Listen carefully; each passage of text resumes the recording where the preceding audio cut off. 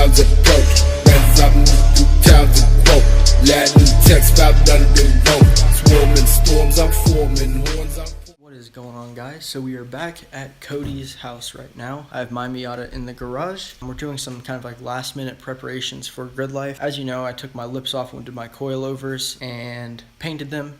Well, the front and the back lips are back on, completely painted, ready to go. We did that yesterday, me and Blake did. And we were also going to be putting on my side skirts, which are sitting over there. But the drill that we had with us at the time, the battery died and we didn't have a charger here for it. So I'm actually waiting on Blake right now. He's on his way here with the drill. And yeah, we're going to put on my side skirts. And then after that, my friend Aaron will be here and we will be doing some stuff to his car as well. He's going to Grid Life with us now. And he got the Stage 1 kit for his WRX, the Stage 1 COBB kit. Which includes like a cold air intake and the access port that COBB is known for. And also he did get a COBB blow-off valve, so we're going to be doing all of that tonight. I do feel kind of bad being here so late. It is almost 10 o'clock now, and Cody isn't here, he's at work. And we do have permission to be here, but his mom is here and she is asleep, so I'm trying to stay quiet and be extremely respectful since they did give us permission to be here. I don't want to be rude or anything like that, so trying to stay a little bit quiet, but still trying to get some stuff done. Let me show you the side skirts really quick. It turned out all right. I wish it would have been a little bit better, but it's going to be okay. And in a way, I almost kind of like it because it's hard to tell, but you can see the orange peeling. Oh, you can see it really well on camera. Okay, but the orange peeling going on here, it almost matches the bottom of a Miata. Now, it's hard to tell on camera, but Miata's on the very bottom. You can kind of see like this line right here. Well, from that line down, the Miata's paint is just a lot more rough. Not really rough, it's almost like an orange peel, but it's intentional. It's really hard to see, and if you ever see Miata, go and look at it and you'll understand what I'm talking about. It's kind of textured in a way, and I think they do that because it's a harder paint, and it's to help protect from rocks and things like that. But anyway, these side skirts are going to be going on, and I'm just waiting for Blake to get here. Okay, so checking in one more time before Blake gets here. These are the old coilovers in the back, so we do have the new ones in the back, and this is the other front coilover that is still good. We actually did bend this one a little bit too. If you remember my last video, I talked about this, or 2 videos ago, how we damaged one of them and we couldn't use it. Well, I shipped that off actually yesterday with UPS, and they're actually going to fix it for free and ship it back to me for free, so that's really cool. But this one is still good. We actually did bend this collar on the top, but it's still functionable, so I'm not worried about that one at all. And then once I get that, once I get the new one, or the other one that we did damage back, we'll be replacing the old coilovers that are still on the front. We took them out and we put them back in, but we'll be replacing those with the new ones, and then I'll be able to level it all the way around and get it all the same height, and very nice and super stancy. But before I get those put on, I'm probably gonna be doing a skid plate. That's gonna be completely custom, so expect to see that in the future. That's gonna be after Grid Life though, for sure. So I'm sure somebody might comment saying, why are you running 2 different coilovers? Well, I mean, I really don't have much of a choice. I could take the old ones or the new ones off the back and put the old ones back on. However, I figured, well, they're already in there. I might as well just leave it. They're where I want them instead of having to deal with that all over again. I know it's not ideal to run a setup with different coilovers on like that, with different ones in the front versus the back. It's going to ride a little funny, and it does just a little bit, but it's not like super uncomfortable, and it's not ridiculous. So it's going to be okay since I don't daily this car anymore. For the time being, I'm just going to not daily it until I get everything situated and figured out and dialed in perfect. Okay, so we've been at this for a little bit now. We did one side already. Blake came, and we just kind of got to work right away, so I didn't really film much. But one side is on, as you can tell. The side skirt is on there, and it's just held in by a bunch of little self-tapping screws. And we're working on the other side now, as you can tell by the tilt of my car. And we're trying to do this side, and we're actually looking for the other screws. That's an empty bag. So we're trying to find the other screws really quick, but Aaron is here, and all of his stuff here, his COBB stuff, and his computer. Are you downloading another map, or? It says that they're already preloaded on there, but just in case. Okay, so I need to download. There's his access port there, COBB blow-off valve or bypass valve, however you want to call it. There's the heat shield for his intake. There's the intake there. And his car is outside. We're going to finish this really quick. We were trying to do this before he got here, but we're going to finish this really quick, then swap out the cars and get into doing some of the more fun stuff. Okay, so we got both of the side skirts on now. One is on and on the ground. Me and Aaron put that one on with just real quick so we could swap out the cars and get working on his stuff. And that one is done. So we're gonna go ahead and swap out the cars and get working on some more fun stuff. But overall, I like the way it looks. I think my car needs to be lower though, so that'll be happening. All right, so we swapped out cars and he already popped off 2 tabs here. Put them over here. And the first thing comes off is this intake shroud. And basically what that is it forces the air straight to the air box back here. So that's the first step on taking that out, and that's already off. So then we just got a few bolts here that we got to take off and take off the clamp here, undo the mass airflow sensor, take off the actual housing for the airflow sensor on the intake box, and put that on the new intake. And that's pretty much it for the intake. And then over here is the stock wastegate, bypass valve, whatever you want to call it, and we're going to be replacing that as well with the Cobb one. And then we'll move to the end of the car and go to installing the access port. So we're going to get into this real quick. Yeah, push that little tab down and it should slide right out.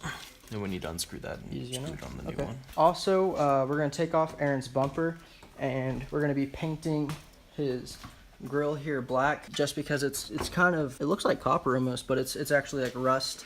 So I think it'll look a lot better with it being completely black. Okay, so we've probably been at this for about 5 to 10 minutes, and we have the air intake completely out, and the whole front bumper off. They're over there trying to get the grill out to paint it, and I guess I'm probably gonna start working on putting the new intake together. Because I'm going to completely assemble it out of the car and then put it in all in one piece. And then once that is done, we'll probably move on to the bypass valve. That'll be really easy as well. Hey, did it come with a gasket? Yes, it's in the box. Okay. Is it missing a thing? I don't believe so. If it does, if there's extra in the box. It's like a, But yeah, this should be cool.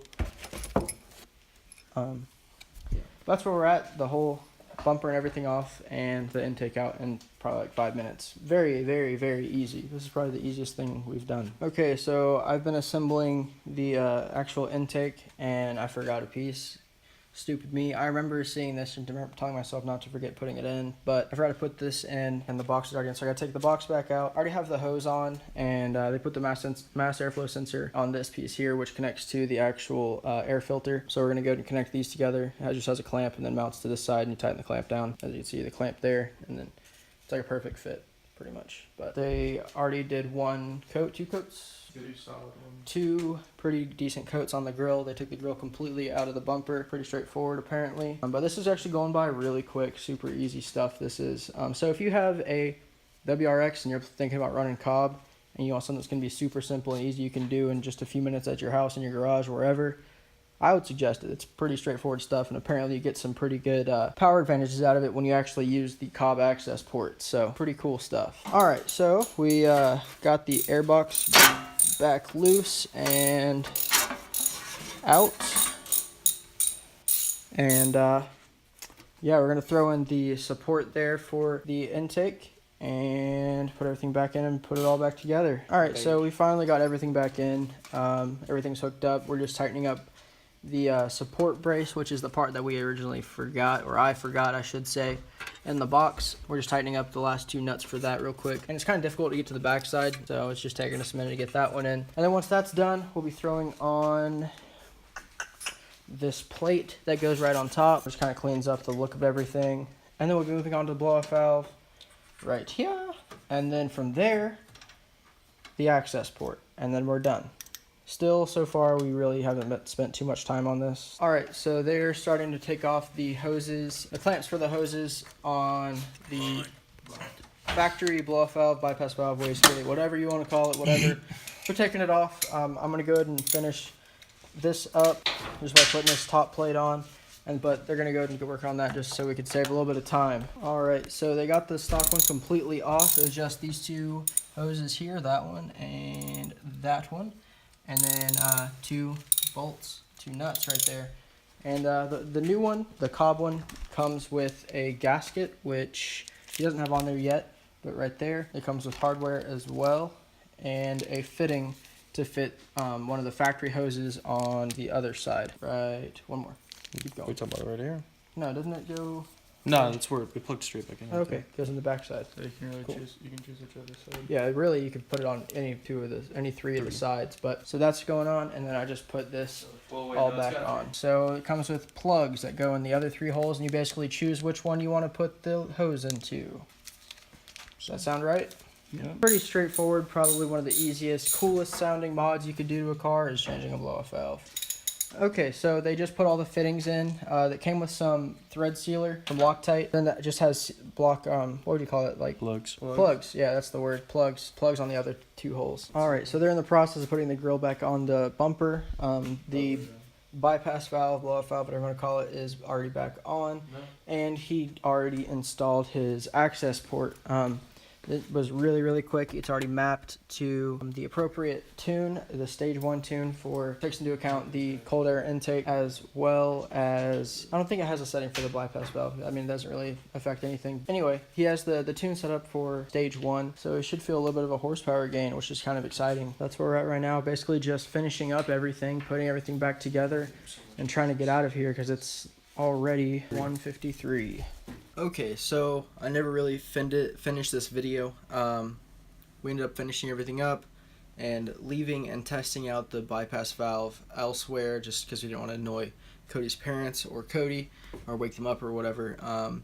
And we also noticed that he wasn't hitting peak boost because when you install the access port, you can show up your AFR gauge, your boost gauge. You get all these different gauge options to display on the Cobb access port, and he was hitting about 8.5 at max on his boost, which is actually lower than factory PSI for a 2008 WRX. Factory boost is around 12 or so, 11.9, around that area. He's supposed to be hitting 13 with the stage 1 tune, and he wasn't even hitting 8.5, 9. He wasn't even hitting 9, so he's short about 4 to 4.5 PSI from what he's supposed to be at. So pretty sure there's a boost leak somewhere, in the system, and eventually you just have to get it fixed. But until then, it's still running good. You can still drive it places and everything. But that's just to end off this video. I hope you guys did enjoy. Sorry I didn't finish it actually when I was recording the video, but it is done now.